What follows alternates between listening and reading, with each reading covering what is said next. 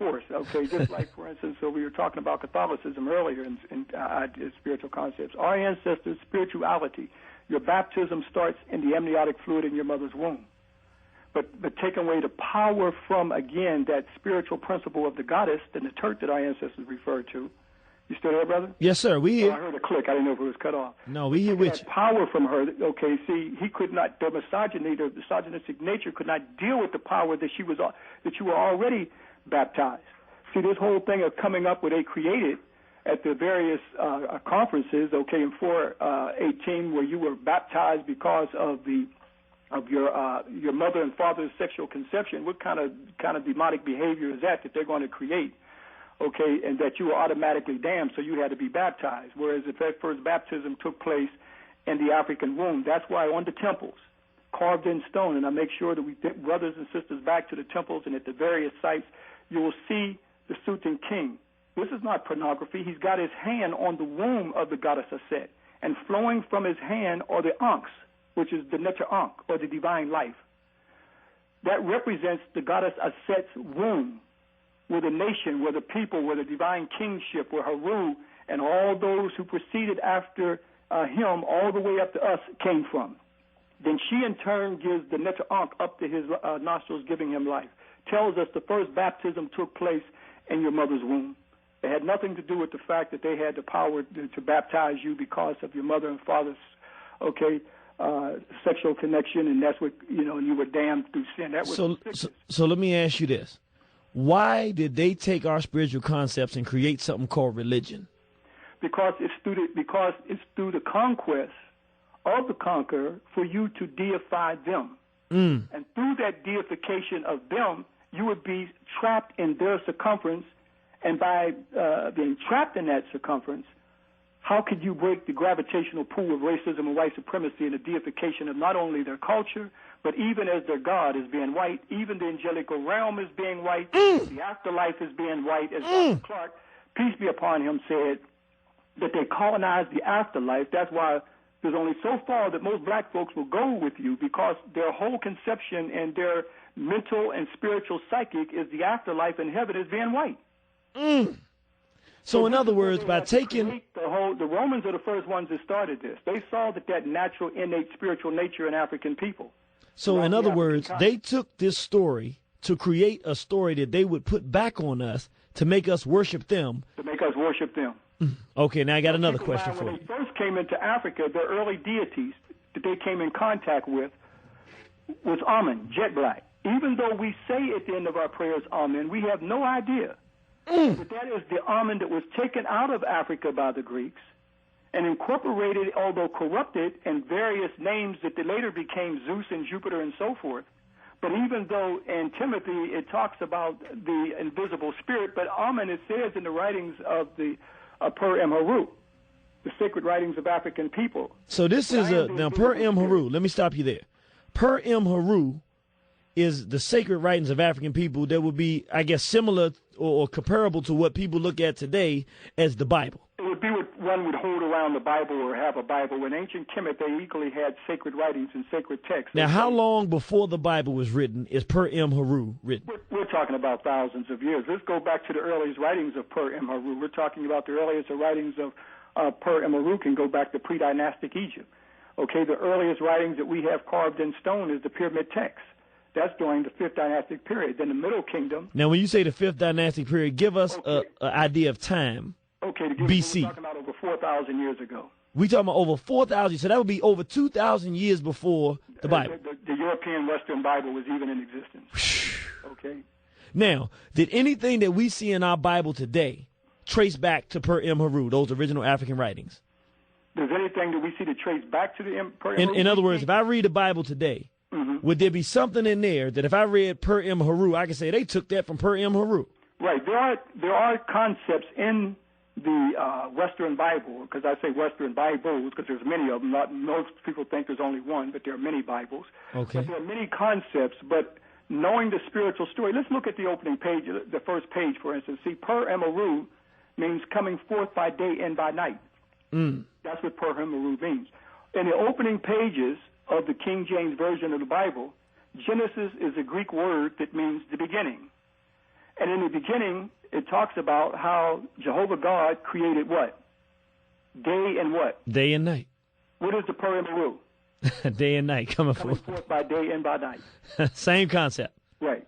That's the creation story. Their whole Genesis was plagiarized from what we know as the Memphite theology story. That stone is still in the British Museum to this very day. When I was in the British Museum, thousands of people walked by that stone having no idea that this was a stone that was found by the Cushite king Shabaka of the 25th dynasty. It was already old to him. We're talking about Shabaka is around 700 years BC. So this is another.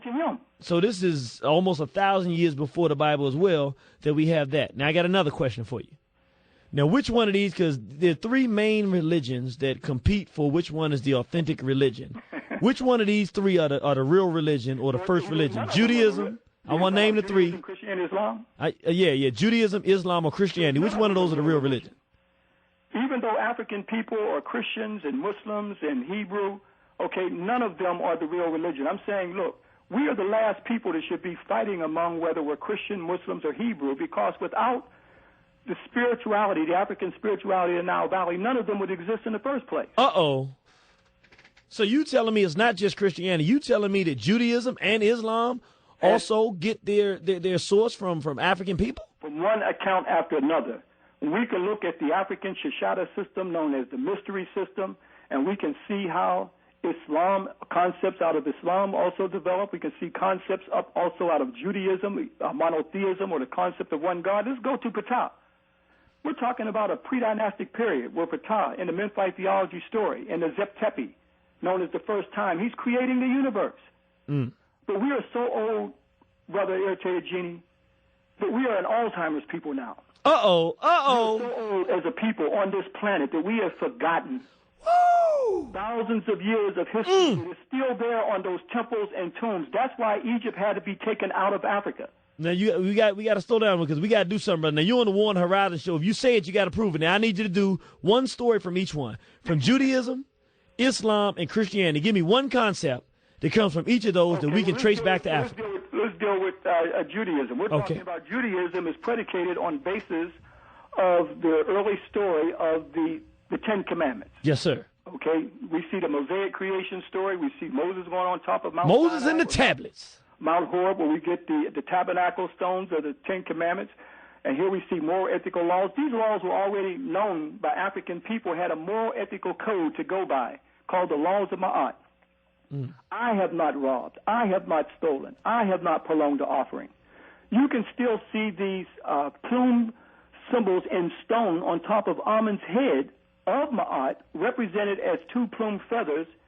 That's why you can take the pictorial pictures of the Bible of the Mosaic tabernacle stones and put it right next to the moral laws of Ma'at and see that they even concept the symbolism. All right, well, look, we got that one now. So now we know that the Ten Commandments in Judaism, the whole basis of Judaism and Moses on the tablet is coming from the laws of Ma'at. Now go to me with Islam, brother. Tell me what concept in Islam. Let's deal with Islam. Islam is based off of, again, one God of monotheism. Now, some people say, well, Kemet didn't have one God. Kemet is so old, depending on what period you're talking about. Pre-dynastic, you're talking about Ptah. The Middle Kingdom, we're talking about Amun that we just got through talking about. So it depends on what period it is. Monotheism already existed. Then also, you deal with the Kaaba. And Kemet, you got the greatest structures on the planet Earth at that Khufu. We're talking about 7 million tons of masonry, 2,300,000 stones put in exact position, originally 481 feet. And at the top of the Great Pyramid was put a black capstone that was called the Kaaba stone. The Kaaba, that meant they represented as the Ka, meaning the spirit. The Ba, that was soul. Ra was the sun that activated that black capstone.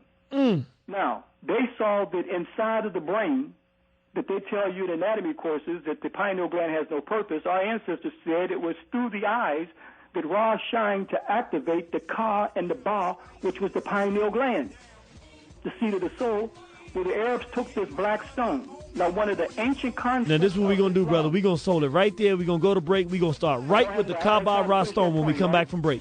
Okay. All right, brother. Program in mind, propaganda program in mind,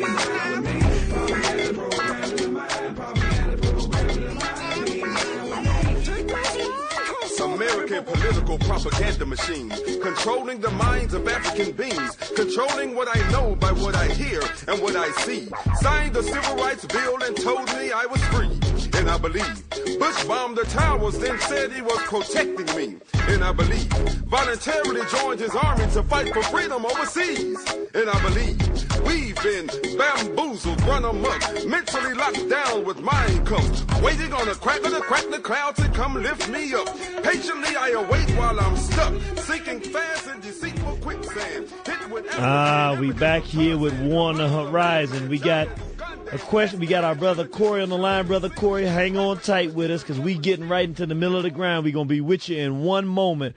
Brother Master Teacher, are you there with me? I'm here, brother. I don't know if we finished that last statement there. Yeah, you were breaking down. We done already got that the laws of Ma'at are the predecessor to the Ten Commandments and the basis for Judaism. Now you're talking about the Kaaba Ra stone and how that plays into the Arabs adopt that from African spirituality. Right. As I was saying before, all the pyramids were placed with a black capstone. And why a black capstone? Because they saw when Ra rose in the east, it activated the black capstone to symbolize bringing out the Ka and the Ba, meaning the spirit and the soul. Now, if you look at some of the earliest writings, in the Quran, Becca, was the early name for Mecca. Now Becca is a Kemetic word for the east. That's how we see some of these things have run over into present day from the ancient Kemetic language. But keep in mind that when Ra rises in the east, it activates the black capstone, the Kaaba, interesting enough, called the Ka and the Ba. Now, on the temples, I show our group, where our ancestors are carved in stone, where they're doing the Salat. And you can see the lines symbolizing the turn of their head where they said Amen, Ra, looking to the east and the west. Later on, that became Allah and Wakba, Allah and Wakba. So you can see also that they also, during the time of what is called the Opet Festival, in ancient Kemet, they would carry the Ark of Amun from one temple to the next temple from the Holies of Holies called the Ankh Manu. Now, you know this is still carried on today with the Muslims in Luxor, that's called today the ancient city of Waset, our ancestors called it. Here they carry the ark, an Islamic ark that was based off of the Opet Festival. So it's only until we go back that we can see where these things were literally plagiarized one rose off of another. Bro, wait a minute. We got we got Judaism and we got the laws of Ma'at. We got Islam and we got the Kaaba Ra. And man, you broke that down. Now let's go for this last empire called Christianity. Tell me some concept that comes from Christianity, even though you've done it. Give me another one that comes from Christianity that comes from African spirituality that they have in Christianity today. Well, the whole foundation of a Western version of Christianity is based off of the resurrection, for the afterlife. But the Romans took it as a physical body. Our ancestors did not see the resurrection of the physical body. They saw it was the spiritual body, but the Romans could not understand spiritual things. So the foundation of Western version of Christianity is based off of the physical resurrection of the body. But where did that early story start from? Tell us. It goes all the way back to the Neterhej, Asar, who resurrected from the dead. This is long before this Serapis Jesus that was created at the Conference of Nicene in 325 A.D., to destroy the African spirituality. The early Africans that were in North Africa were called Gnostic Christians. These Gnostic Christians were Africans who understood that the spirituality that was based off of, that we talked about earlier, Asar, Aset, and Naru.